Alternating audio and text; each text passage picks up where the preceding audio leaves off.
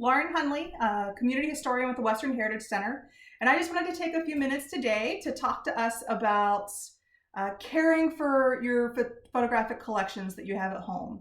We all have photos, printed photos of our grandparents, our parents, family reunions, vacations, and we really need to think about how we store them and how we display them to keep them protected and to keep them safe for generations and generations to come.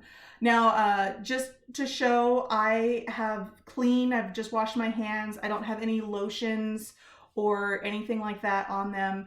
My work surface is very clean. There's no food, there's no dust, and this is all to help protect the image. When I do work with the photograph, you'll notice I'm only touching the very edges or a corner for them. And this is just all to protect the image itself. Every photograph is made up of a paper or card support backing, a binding layer, and then the ink that actually has the image. So it creates kind of a photographic sandwich. There are 3 layers there. What we find with our photographs is that even protecting them, so here we have like my cute little photo of the dog.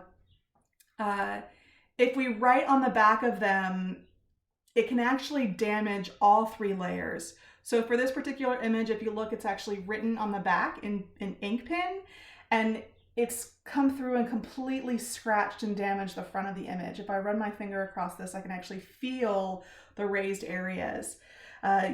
You should never really write on the back of a photograph unless it's with a soft leaded pencil. Usually what we try to do is something like this. This is a museum quality Mylar plastic sleeve, and the photograph just slides right in there. And what we can do is include a piece of bond paper or a sticker on the outside or something like that, so that we still have identification information on the photograph, but it's not damaging the photograph itself.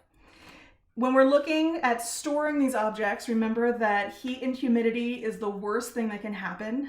That binding layer really starts breaking down under high temperatures and high humidity.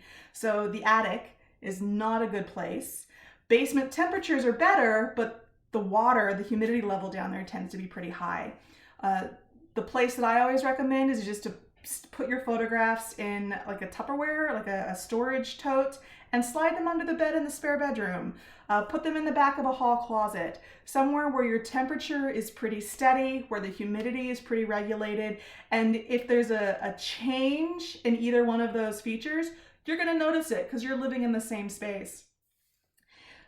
Storage is often the best thing for these photographs. Remember that the less that they are seen, the less that they are handled, the longer they're going to last. If you have a photo that you really want to display, the best thing to do is to make a copy of it. So for example, this is just a scanned and printed copy of a historic photograph. So now I can frame this, it's still on display, but I'm not damaging or subjecting the original photo. What happens is that when you display an original photograph, it's going to degrade. There's nothing we can do about it. Even when we try to hang it away from the sunlight, we mat it, we use good glass, it's just going to be affected.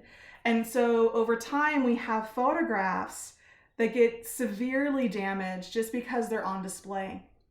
So when you're going to display something, I highly recommend that you make a copy of it and you display the copy.